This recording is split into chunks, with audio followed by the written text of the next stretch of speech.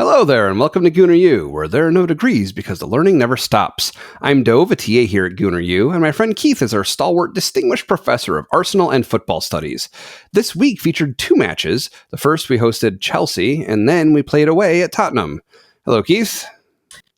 Hello, Dove, and a happy St. Totteringham's Day to you and yours. Yes, it came a little early, it seems, this year. Well, it's not really early. We have 3 weeks left in the season. But we have 3 left. Tottenham has 5 left, Tottenham though, has I think, 5 right? left. Yes, they have been the victim of other teams rescheduling due to competitions, including Manchester City. But we'll talk about that later. But we should add that, yes, not only did the victory on yesterday, clinch, of course, St. Totteringham's Day for the second year in a row. How delightful. Also, apparently, Aston Villa's draw on Saturday officially clinched our spot in the Champions League for next year. So, oh, cool. Okay, that's good. Not that we were super concerned about it, but that's good. Yeah, right. And obviously, there's I had meant, as I was thinking about that, to look up earlier when we officially clinched staying up again. That is, knowing we weren't going to get officially not going to be relegated. I forgot to check that, but I assume it's been a while since that was a material danger for us. So, yeah. And so just a reminder to the uninitiated, St. Totteringham's Day is the day at which we basically clinch finishing above Tottenham on the table. So that even if they win all their games and we lose all of ours, they can't get ahead of us at this point. So. Yes, it was also added. So it's interesting. I was listening this morning, or earlier this afternoon, to the Arscast, again, the godfather of Arsenal shows. It was interesting. The two hosts were having a conversation about St. Totteringham's Day, and the main host, Ars Blog himself, said, he doesn't really recognize it. Thinks it's kind of silly. It's fun that other people do, but doesn't. Says we're focused on bigger things, and which. James McNicholas, his co-host, pointed out, there was a time within the last couple of years where we couldn't take this sort of thing for granted. And so it's a good marker of where we are and how far we've come just in the last couple of years. Because the season before you joined, the Amazon season, we did in fact finish behind them again. Right. So it's nice to see not only order restored to the universe, but remained restored to the universe. And to do it at their place in particular is always particularly delightful. Oh yeah. Which by the way, they have said Arteta has now won 2 consecutive games at Tottenham, which hasn't happened since before Arsene Wenger was made. Arsene Wenger never accomplished that. Huh. So that is quite an accomplishment for an Arsenal manager. And a reminder that all jokes about Spurs and their Spurs-iness aside. That is not an easy game to play. And no. It is good, very good for us to get 3 points there after completely battering Chelsea, which is also fun. This is going to be a really fun show. I'm excited for this. Yeah, no, me too. And the two games are very, very different. We'll get to that in a little bit. But no, I definitely... I can see after this match why... Manchester City winning there is far from a foregone conclusion. I appreciate that much better now than I did a few weeks ago when we were talking about that. So. And we'll obviously talk a little bit about City and the number of games they still have in hand, which is still quite a lot.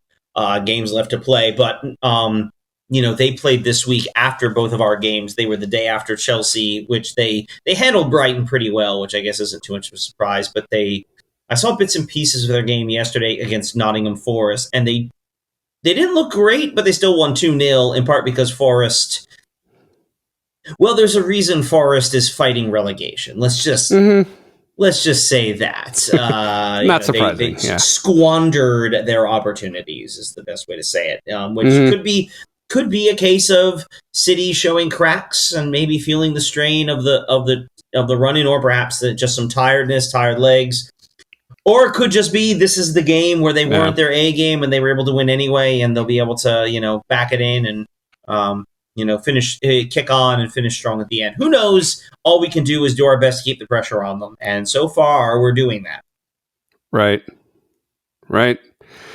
All right. Well, so meanwhile, just a little bit of news, if you can call it that, is just kind of, I don't know if it's a leak or a rumor, but so often news that I bring to a table gets filtered through the lens of someone who follows Apple news more than any other kind of news, especially sports. I don't really follow sports news directly.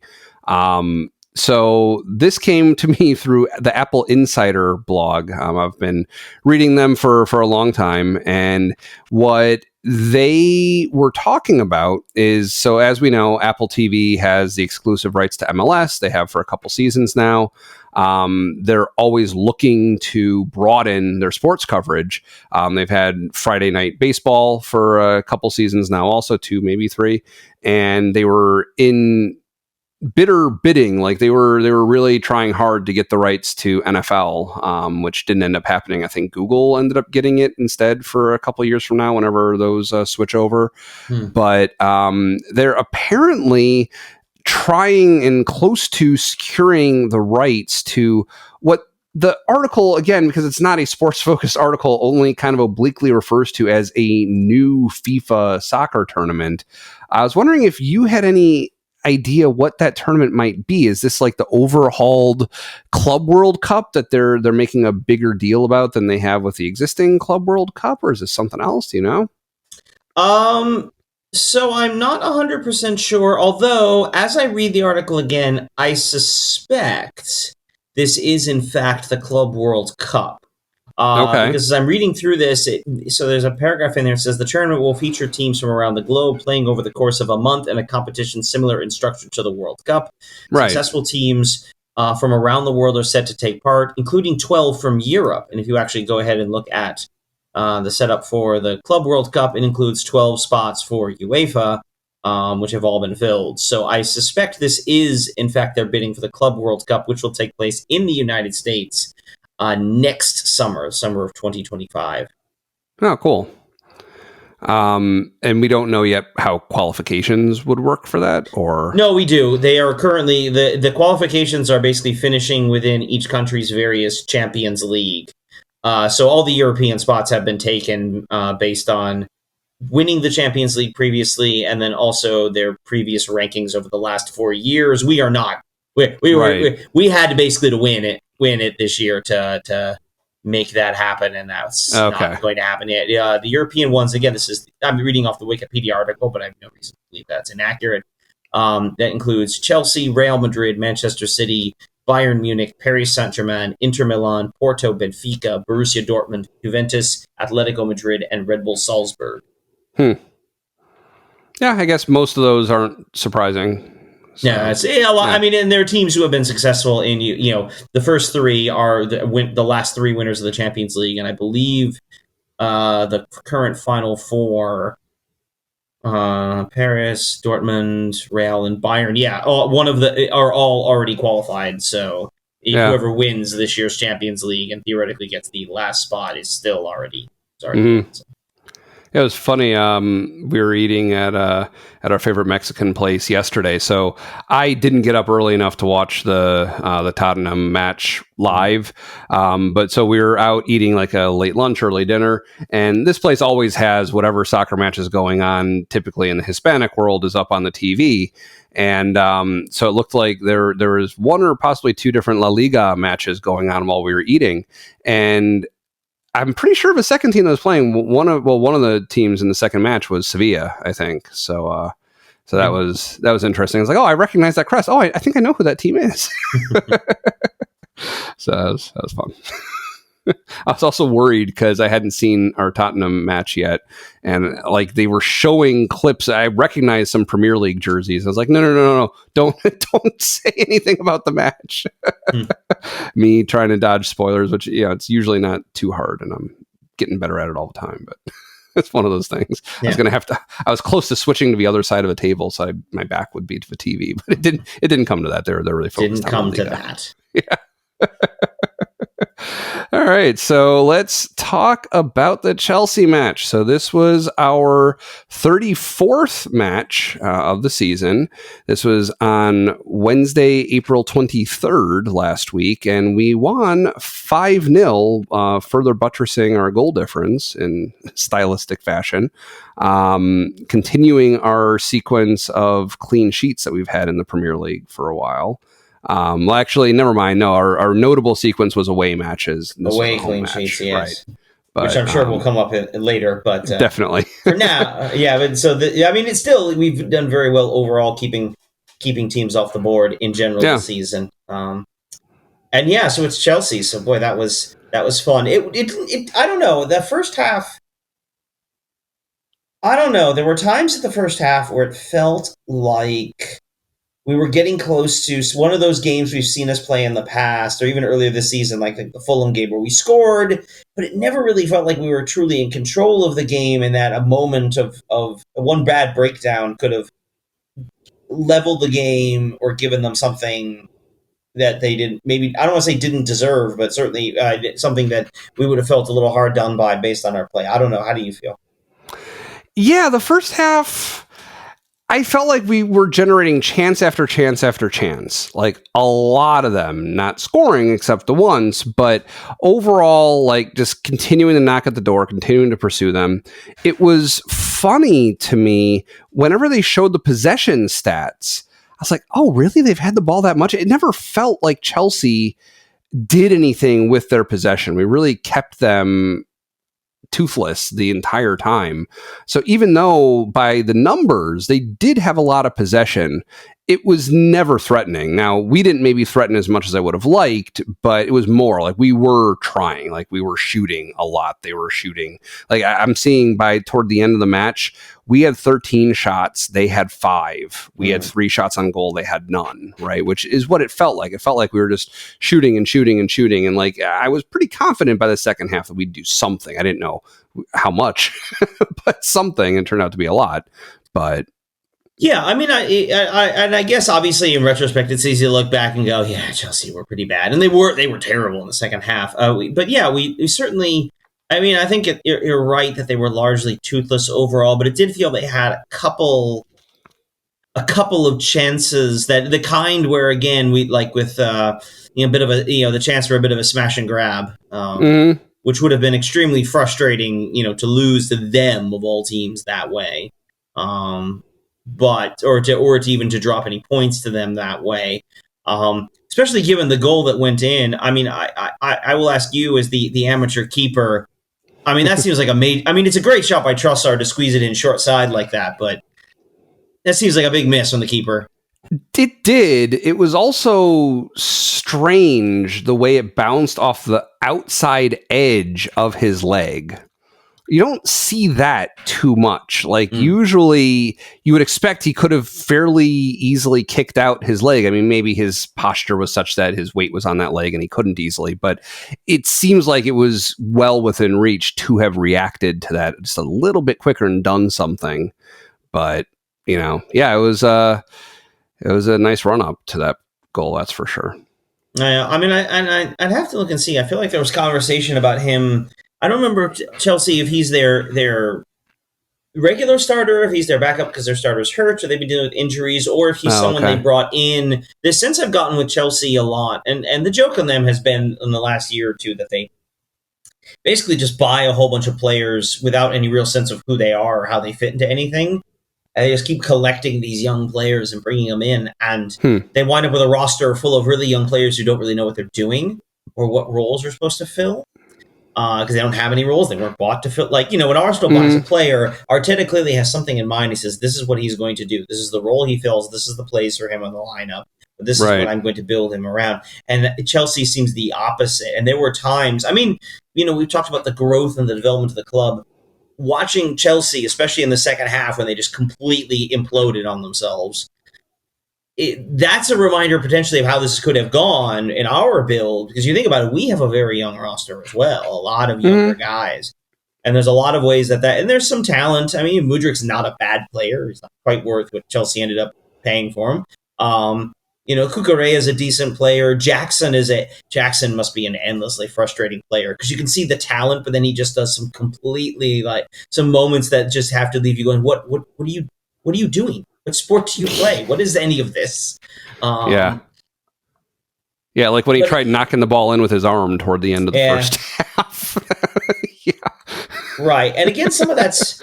There's always a desire for youth, and there's a benefit to youth because, of course, they have a chance to grow and the potential. But you do need to balance that with a little bit of veterans, not even so much just on the field stuff, although there's obviously a benefit to that, but also balance that out with, some of their, just some of the behind the scenes stuff. Like we talk about Granit Xhaka and kind of the role he used to play, in the Arsenal room is sort of a behind the scenes, the kind of, sitting guys down saying, hey, here's how you handle this. Here's how you be a professional in a way that we can't, the kind of thing we're not necessarily going to see, but it's sometimes kind of important. And we clearly have a few of those guys, and some mature younger players as well. Take Saka, for example, Odegaard, things like that. But, they fell apart. Yeah. So yeah, getting into the second half, we started knocking on the door pretty quickly, and it was within the first, 7-8 minutes that Saka took a short corner, which Rice shot, a defender deflected away, and then Ben White knocked it in on the rebound, and that was our second goal of the match. It was it was fun. And I know it's not really a set piece play, sort of in the classical sense, but it comes off a set piece. And we sort of talked about this. I feel like we have kind of gone through a stretch where the set pieces weren't quite working very well. Yeah, we weren't really getting a lot of, after having done so well on them for so much of the season. And then to get a goal off a set piece like that, off a corner. Again, even just playing it short adds a little bit of a different wrinkle to where the ball comes in and who's got it and where it's coming from. I think that helped, again, unsettle a team that was already perhaps a little fragile defensively. And it, kind of falls to Ben White, and there it is, 2-0. And that's, you don't want to say that's all she wrote for the game, but, since we scored so quickly again, that it really kind of finished it off. Oh, yeah. And I mean, you could tell the crowd was boisterous. They erupted after that and stayed that way pretty much the rest of the match. That was something I haven't seen so much at home yet. So yeah, it's been a while since we've done that, and I think the evening kickoff is a big part of that. Gives you a lot of time for anticipation and preparation. And liquid preparation, I guess you might say. And libation, yep. And exactly. But I mean, obviously it's this was a Tuesday, so, not quite as much as if it was a Saturday, but still it does add a little bit of energy. And I think we talked about some of that with some of those Champions League games and the sort of the extra intensity they bring. And also it's Chelsea, who brings out a little bit more in the Arsenal fans. Obviously local team, a London derby. Yeah. So it makes sense. Oh, yeah, by the way, thank you for the correction. Yeah, I'd said Wednesday earlier. It was a Tuesday match. Oh, yeah. So. Anyways. Shows how well I'm doing that I totally missed that. So, good on the correction there. Yeah, so the next goal, like you said, came within 5 minutes. And this was just, it was amazing to watch. So Havertz breaks away, starts his run. Odegaard passes it perfectly. It lands right at his feet, right where he needs it to be. He gets around the keeper, even though there were a couple defenders who were there. It wasn't like it was just him and the keeper.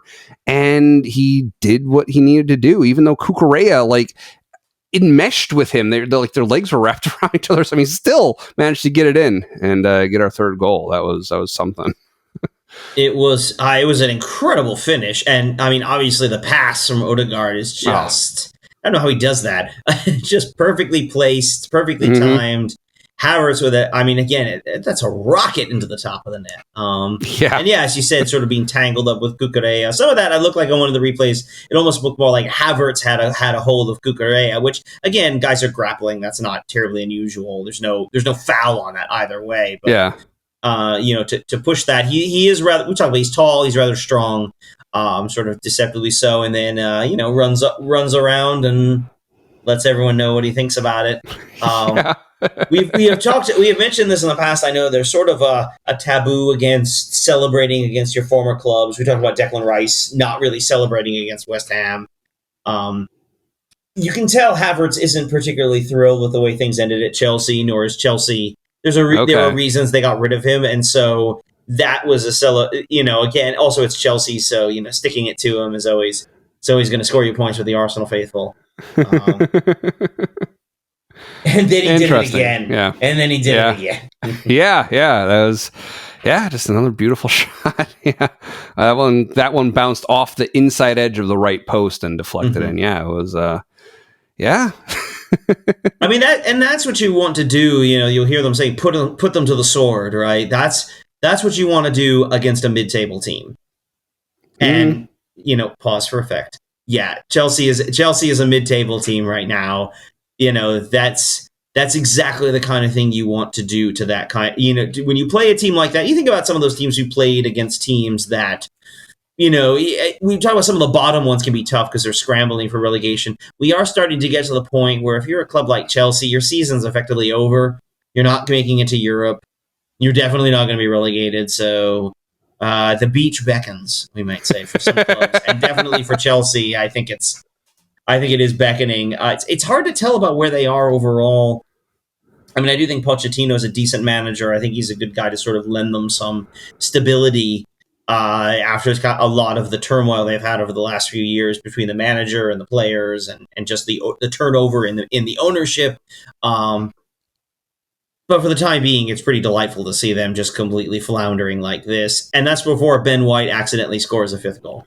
We were talking before we started recording, and I was like, oh man, that White goal was my favorite goal of the match. Oh wait, no, the second White goal. Let me be more specific. Ben White scored twice in this match.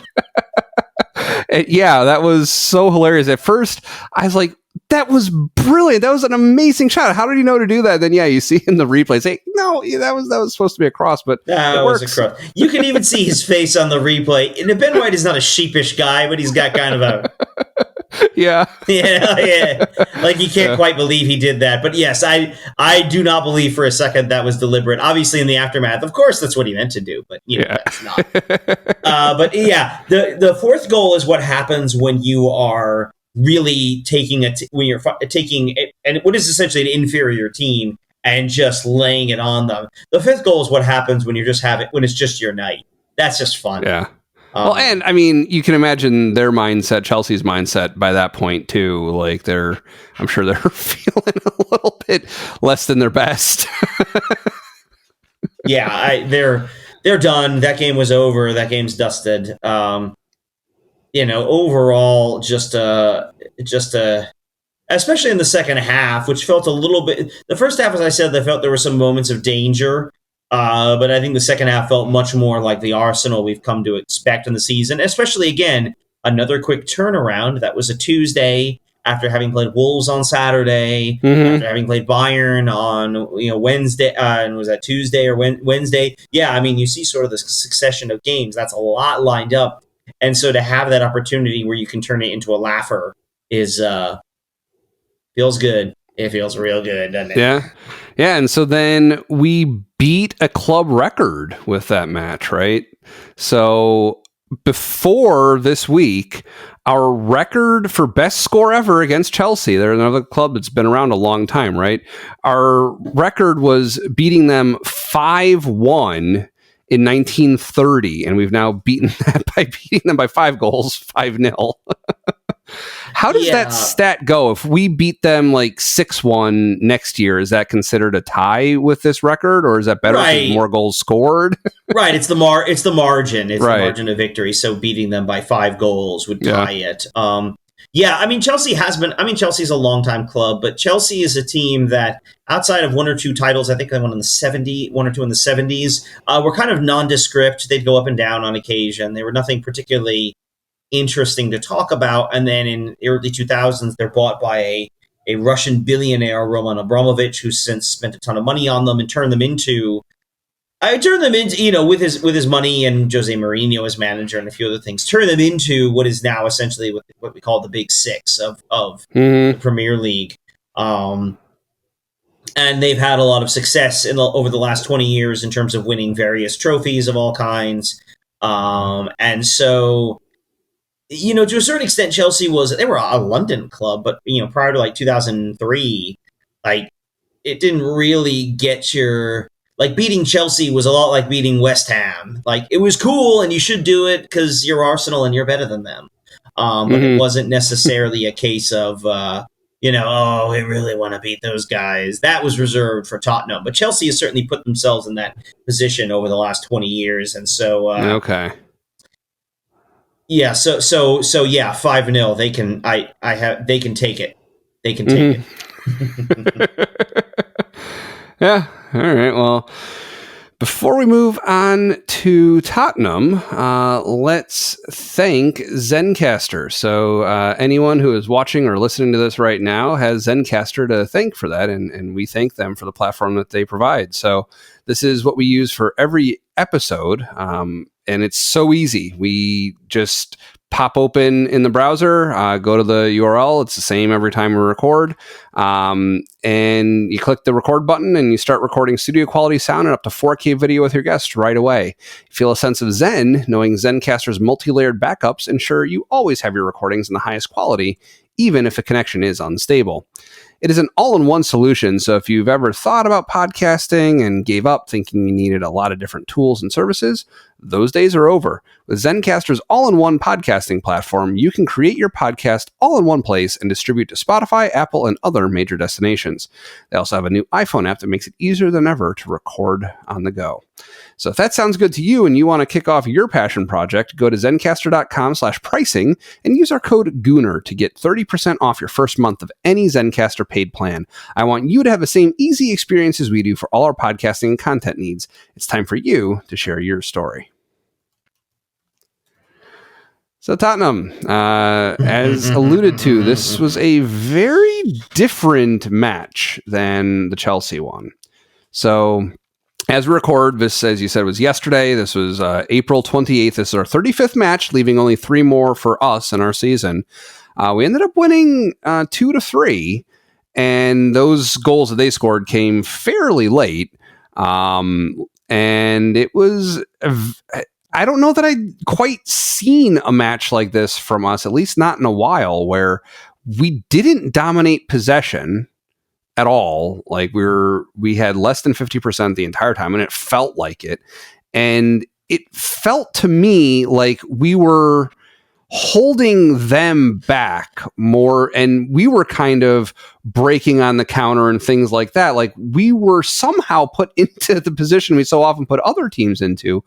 And not necessarily because they're such a super strong team. It was kind of baffling to me at times because you could tell when we had the ball, we knew what to do with it.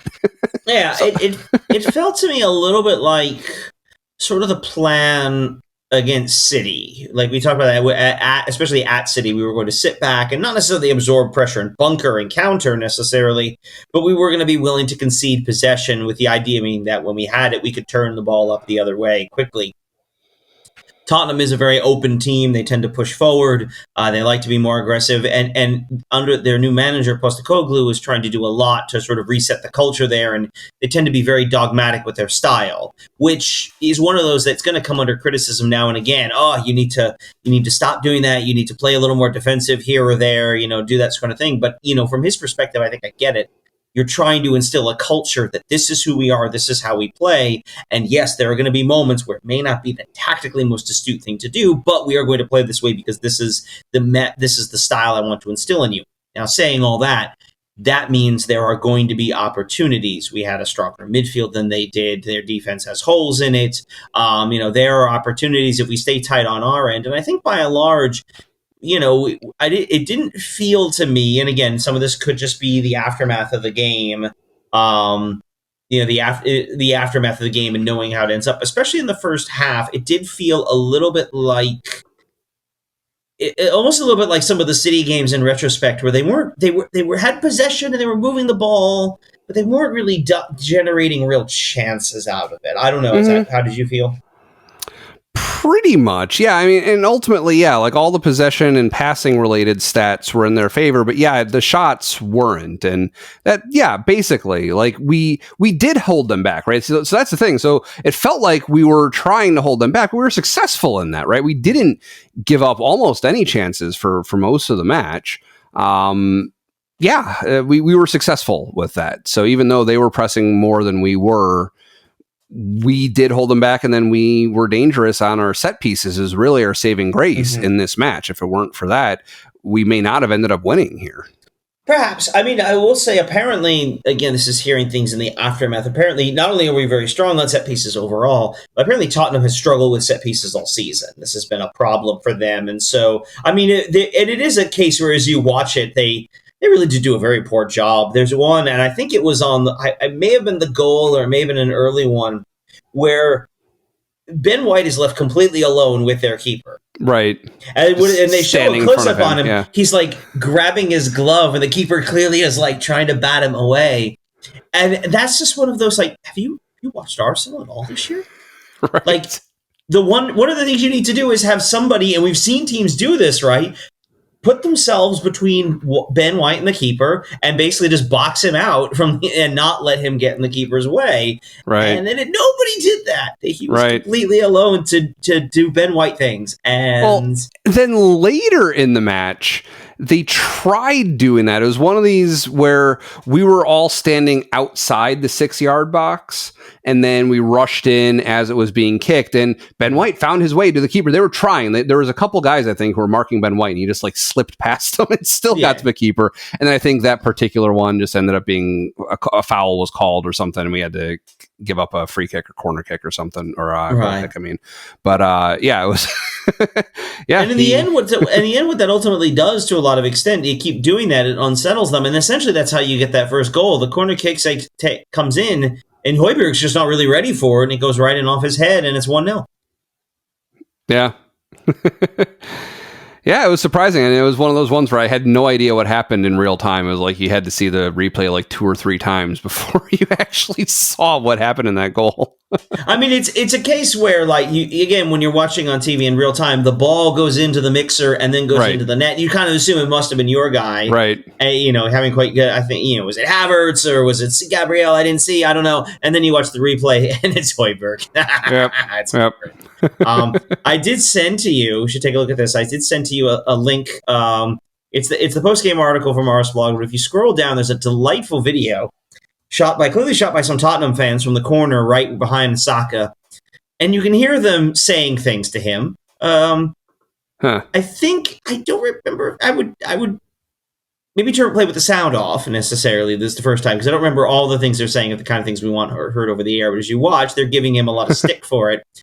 He sends in the corner, of course, they score. And then as they run over, you can watch Saka respond to them. Okay, now I can watch and listen because it's coming through my headphones. Our audience will not hear it, so yeah, you hear some of the things they're saying there. I'm listening.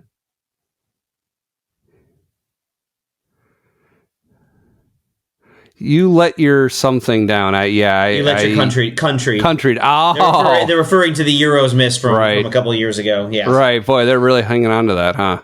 Yeah, I mean, that's your job as the opposition fans is to go after the players. I get it. And and then that makes sense. Then you can see after he scores why he's holding his hand up to his ear like, oh, what was that you were saying? He comes right back over to the corner and does it. Yeah. And then we'll talk about this more in just a moment. After he does it, after he scores the goal, he does turn towards the corner again and does the same thing. So, okay, right. I mean, that is a confident player right now. But yes, we get the own goal, and it's 1-0 to the Arsenal, and then they get one back, don't they? Well, we thought so. Boy, yeah, this is definitely the one thing everybody's going to be talking about with this match, or probably has been already. But like I said, I don't really follow sports news so much. But yeah, so we had a situation in our box where we had it was. I'm trying. Hold on, am I thinking about something? Am I jumping ahead? I believe you are. So this is the one where the corner came in, it comes out, and then it comes back as they send it back in. They score the goal, and then it's called back for offside. Right. So this was the toenail offsides. Yes, essentially. Yeah, I mean, I can't pretend to be able to tell, and they didn't really make it clear in the broadcast either exactly where the lines were drawn, what body part they were drawing it to, because it wasn't clear what it should be. Like, there was a mass of players that were all kind of together, and you really couldn't tell necessarily where the line, or either of the lines should be drawn necessarily. So, but they called it back.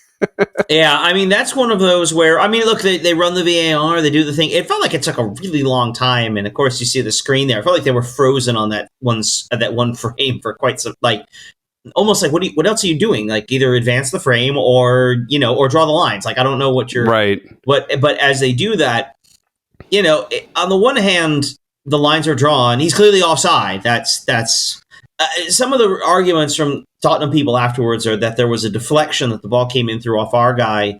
But as I understand the way the rule is written, that it only matters if it materially changes the direction of the ball. And so essentially it didn't really have an effect on the ball going to the player. And so as a result, it's not offside. Yeah, again, that's one of those where, all joking aside, had that gone the other way, obviously you get it. It's the right call. That's what the lines are for. But obviously it would have been very frustrating to have sat through if that was you and you had a goal taken away for you. And the fact that we then turned around and scored immediately afterwards just makes it even the more. Right. I mean, this is like where we landed on our branch of the multiverse, if you believe in such things. It's like, that's what determined the rest of this match. Like, it all hinged around that. Like, they were probably like stunned by that, and I guess their heads were out of it for just enough that, so we had what I was talking about before happened immediately after the VAR overturned this decision, or overturned that goal. And then, so there was like two potential penalties, two instances of contact inside their box. Michael Oliver was a few yards away, like had very good visibility on whatever happened there.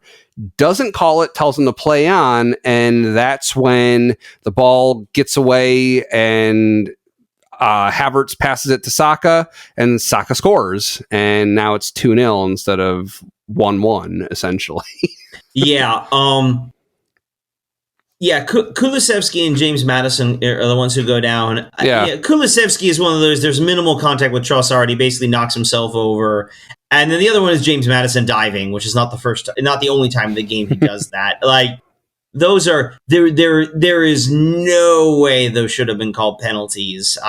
You could argue the Kulusevski one is just an unfortunate one for him, and Madison frankly could have been booked for diving, frankly. Those are not penalties. They should never have been penalties. Let's put it this way: if Kulusevski's is a penalty, then Saka's from the Bayern game is two penalties. That's, and again, I will point out, from my own defense, I said that I could see why the Saka one wasn't given at that time. So, Well, and I think this is honestly, it's a similar situation, the way that I look at this one. Like, seeing at first, my thoughts changed as I saw it over and over again and heard the commentary about it, especially post-match they were still talking about, or maybe during the halftime show or post-match or both, I forget. But basically, it seemed like Havertz's contact on Kulusevski, it definitely appeared to be unintentional, which isn't necessarily a defense. Like, it can be unintentional contact and still be a foul, still be a penalty. Right?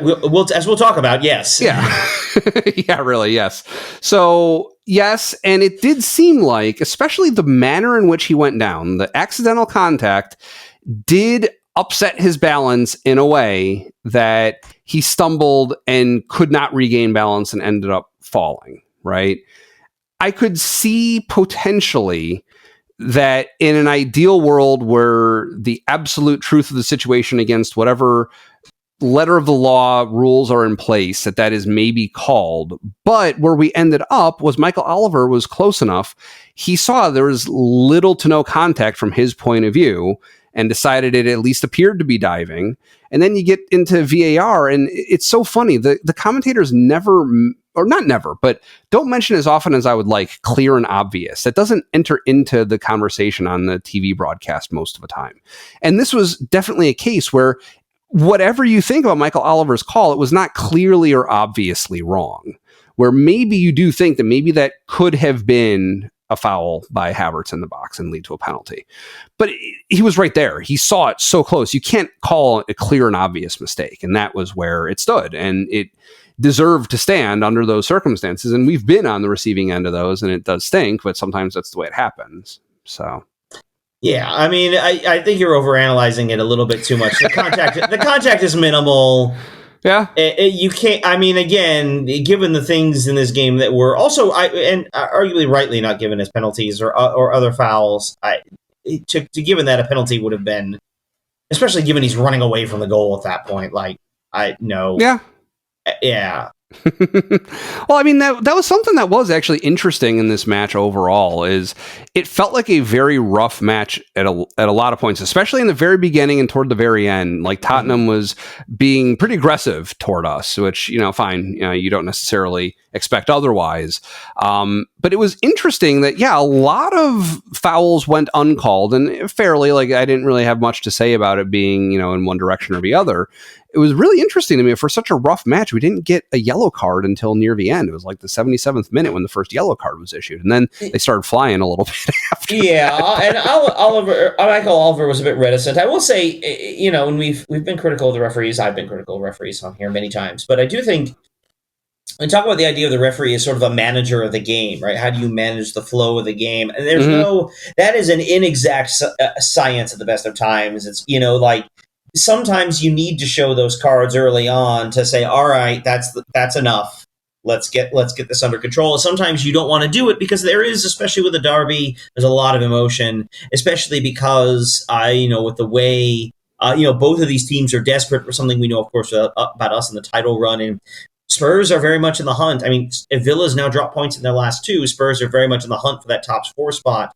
They want that Champions League spot, and so there's a lot of pressure on both the teams, especially at this stage of the season. And so, that's gonna up the intensity a little bit, and maybe arguably there's an opportunity here. There's an argument to say, hey, maybe let's be very careful and cautious about the yellows, because there isn't much of this isn't being done necessarily in anger or frustration. It's being done, out of sort of the competitive nature, and we don't want to lose that. So, sure. To a certain extent, credit for Oliver, although I don't know how much that is after the fact, because if this game had gotten increasingly physical and he pulls out the cards later, we'd all be screaming about how you should have pulled the cards earlier. You lost control of the game. So, that is a tough, right. Tough position a referee finds himself in sometimes. Yeah. So then, not too long after that, about 11 minutes after that, we had our third and final goal of the match, which was another set piece goal. So this was Havertz heading it in from a Declan Rice corner. It was, it was another set piece goal, one of many for us this season that, to me, this match felt like we were not in control of it. Certainly not in the first half, and I don't think even really much at all in the second half. But the set pieces, it's kind of an opportunity to score, even when you're not in control of the game. Like, every set piece gives you that chance, and we made full use of that this time. Yeah, I mean, I'm not going to say we were undeservedly up, but it did get a sense. I did have a sense, for the most part, that we were largely in control of the game. And 3-0 was a bit generous, but I don't think us leading was an unfair result given how the game had played out to that point. So and then just quickly on the goal. I mean, again, poor set piece defending. Havertz can do exactly whatever he wants on that play. That's awful defending. He should not be able to be as rooted to his position as he is, and is able to just knock it in. And it's 3-0. And again, if you're Tottenham, you can decry, we only handle the set pieces. Set pieces are part of the game. Like, you have to be able to deal with those cases, and that's without even considering the fact that Arsenal's very good at them. Right. You have to be able to deal with that, and they did a very poor job of that. And again, this is kind of the thing where, there's 2-0. It does, even at 2-0, even this year with our much better control, it does feel like there's a slight sense of danger. 3-0 feels a lot safer, and for most of the game, frankly, we felt pretty safe. Yeah. Yeah, we started to feel a little bit less so in the 64th minute. So immediately after, the commentators mentioned, and it's been over 10 hours without conceding an away goal, right? Which, by the way, is an insane statistic. Yes. Like, that is bonkers that was the case. And I think I did. That's basically what I said turned to someone next to me and saw that on the screen and said, "Wow, that is an insane statistic." At which point, David Raya just hands the ball to Romero. Oh God, that was awful. That was awful, and it stinks too, because Raya did an amazing job defending the goal for the second half when Tottenham really started banging on the door a lot more. He was catching cross after cross after cross and the corner kicks. Like, he was very active doing what he does best and doing it well. And maybe he kicked it up a notch because he felt so bad about how badly he messed it up at this point, and he felt he had to compensate for it later or something. I don't know. But I guess the most charitable explanation is he just hadn't had that much to do yet in the match, and his mind wandered for a fraction of a second when he distributed the ball and just gave it right to them. That was so painful to watch. Yeah, and I think he does have something. I think it's one of those that, like, and I'd have to sort of rewatch the whole setup to it. Like, he has an idea in mind of something he's trying to do, and I think he just kind of mishits the ball or sort of loses track of Romero, and all of a sudden you've now basically handed the ball to a player who had, in a sense, like, Romero is one who had really sort of generated some of their more dangerous chances. Yeah. And so again, again, the idea that we played this whole game, maybe we shouldn't be up 3-0, but the best chance Tottenham has there is one where we handed it to them. Yeah. And then we did it again. Yeah. In at least less of an embarrassing fashion, I guess. Embarrassing, certainly, again, yeah. I have to say, I didn't really see much in the way of contact when it happened live. All of a sudden, everyone's pointing and shouting, and like, what's going on? And then you watch the replay, and Declan Rice kicked a guy in the nuts. That's a penalty. I can't. Yeah. He obviously is not trying to do that. You would hope, and it didn't look like it, but yeah. But he gets him right in. Yeah. Ouch. And that's a penalty. There's nothing you can say. No. And ultimately, apparently for only the second time this season, Tottenham got a penalty kick and Son took it. And it was a beautiful kick. There's absolutely nothing Raya could have ever done to block that. He caught the top corner, even though Raya jumped the right way. There's no way you could have gotten there. It was, it was a good kick. It was that's, again, we talk about what penalties do, and all of a sudden it's 3-2, and now you feel nervous. Yeah. Now you start to feel a little tight. Credit to the team, though. I thought they played. I mean, yes, they're facing a desperate Tottenham. They're facing a desperate team who really needs the goal, feels they should get it. But I mean, you saw we had the corner. We had a couple of opportunities actually there at the end and at stoppage time. Obviously, putting one of those in would have made everybody feel a lot better. Mm-hmm. But it got tense. It got tense. But we got. I think they had a free kick late that it just sort of sails out and wide, and the whistle blows, and and we did it. 3 points at the lane. Yeah. No, it was It was a result we wanted, but not quite in the way that we wanted it. But yeah, we did it. It was a weird one. It was that weird is the right word. It was a weird one. But that's a rivalry game. They say you throw the records out the window for these kind of games, and you can see what, like, there's no. Of course, it happened in the most bizarre manner possible, right? Like, why wouldn't it have been so? If you just told me it was 3-2, I mean, there's a lot of ways to get to 3-2. Right, but it's a derby. It's intense. It's crazy, and also given where we are in the season, I have nothing to complain about.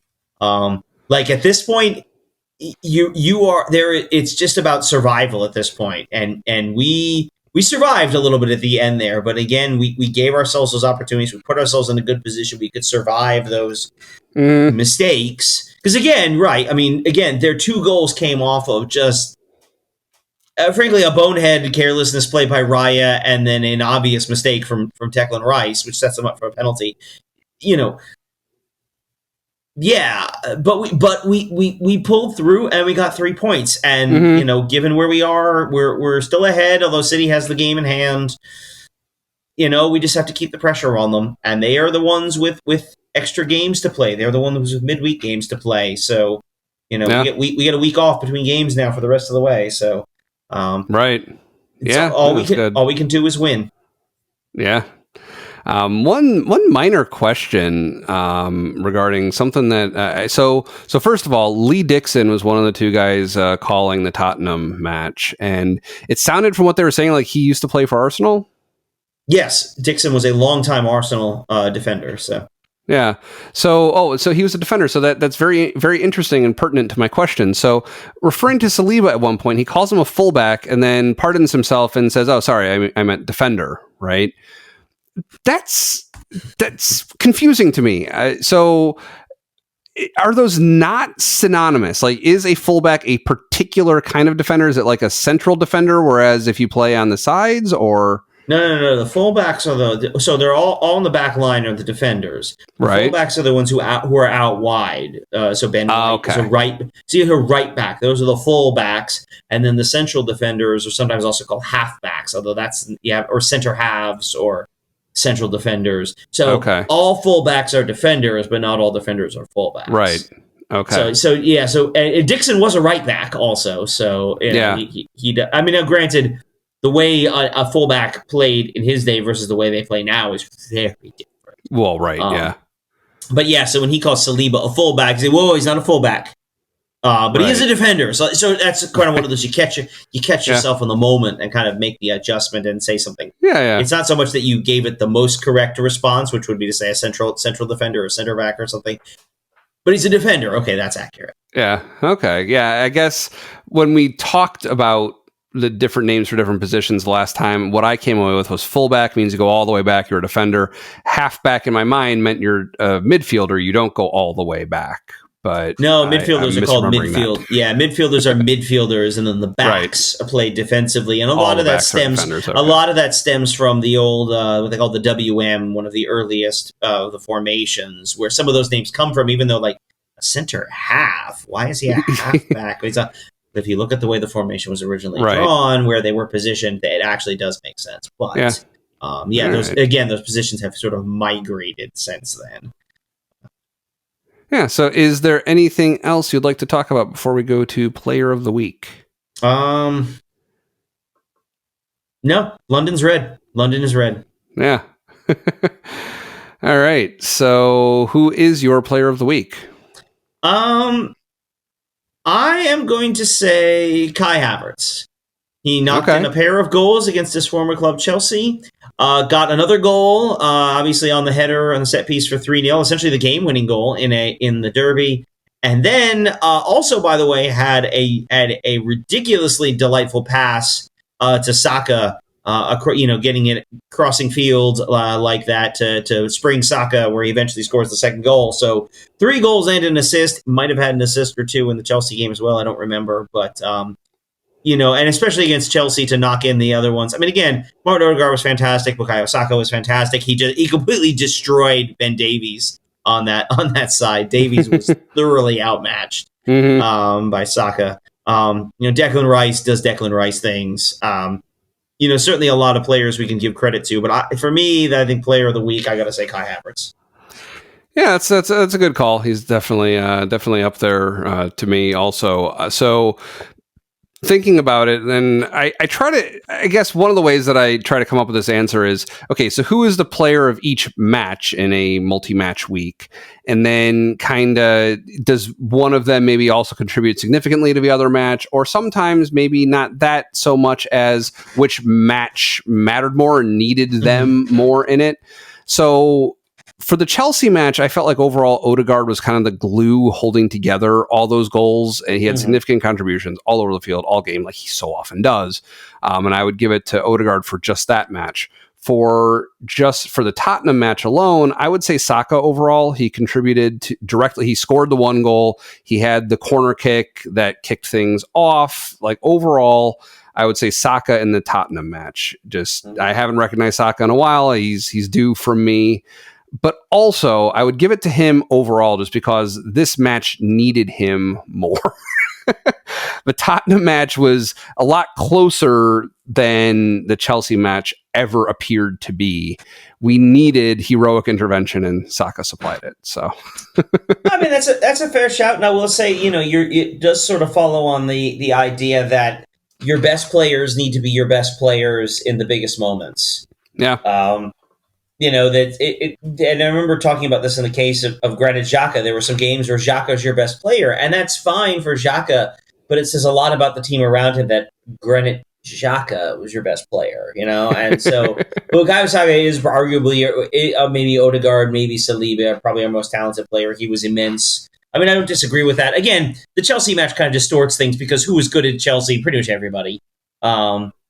Whereas with this one, I don't know that there were necessarily bad performances so much as there were players who elevated themselves to the moment. And I think Saka's certainly a deserving call in that scenario. Yeah. All right. Well, what is coming up next week? Well, we get a week off. No more midweek games, just 3 games to go. This one is an early one. 7:30 Eastern, 6:30 a.m. Central Time. That's for me. Home against Bournemouth on USA. So we're just gonna, we got Bournemouth. A home game against Bournemouth is a game that we should feel confident in getting a result in. But of course, again, in the words of the late great Al Davis, just win, baby. All right. Well, thanks for joining us at Gooner U.